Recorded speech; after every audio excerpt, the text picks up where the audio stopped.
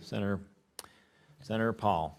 Congratulations to all of you for your nomination, and as a proud father of two Kentucky Wildcats, particular congratulations to my fellow Kentuckian, Kelly Knight. And sometimes when we put things forward, we don't get the whole truth. And so we heard a little bit from the senator from Indiana about a particular game in 2011. But I think there was a rematch later in the NCAA finals. Do you remember who won the rematch? Of course. The Kentucky Wildcats. All right. And then do you remember who were the national champions that year? Kentucky Wildcats. Absolutely. But I think we've set the record straight there. I have a little bit more of a serious sort of point, and then maybe we'll see if anybody, we get a response. I think it's important that we remember that the State Department's not the Pentagon. We have a Pentagon. We have the mightiest military in the world. And for most of you, and we may exclude NATO to a certain extent, but for most of you, your job is with the State Department, not the Pentagon. And there's a different role. I mean, the Pentagon is to have the mightiest defense and to be able to wipe out any enemy that should strike us, to be prepared, to try to deter attack, et cetera.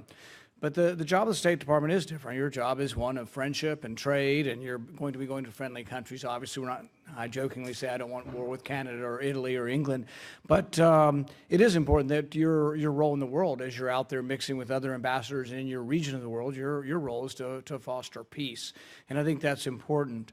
Ms. McFarland, I think, was involved with Secretary Weinberger and the Weinberger Doctrine, which she knows I'm aware of. And, you know, part of that was that we only go to war under certain circumstances. It wasn't that we're ever gleeful for war. It was that we restrict and restrain ourselves to only going to war.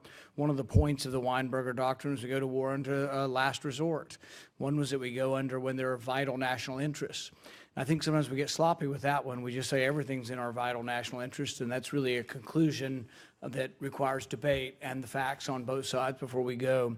But you know, my hope is always that there is a sufficient voice for war being the last resort. I'm not saying we never go, but State Department's supposed to be part of that to a certain extent at NATO also. It's about preparedness, but still the goal of NATO is defense, not offense.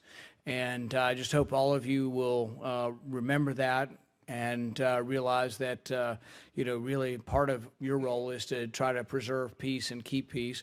And if you'd like to, since I named you, Ms. McFarland, you're welcome to respond about the Weinberger Doctrine, your role, or what your thoughts are about your role in the world, or our role in the world.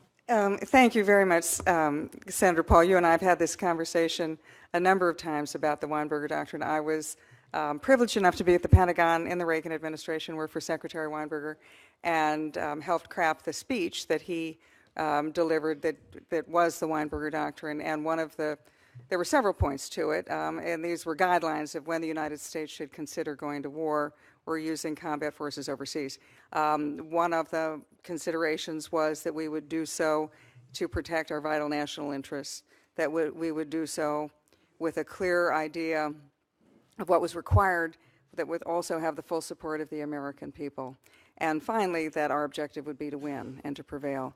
So I know that that's something that has guided your own thinking in national security issues, and I thank you for the opportunity to discuss it, Senator.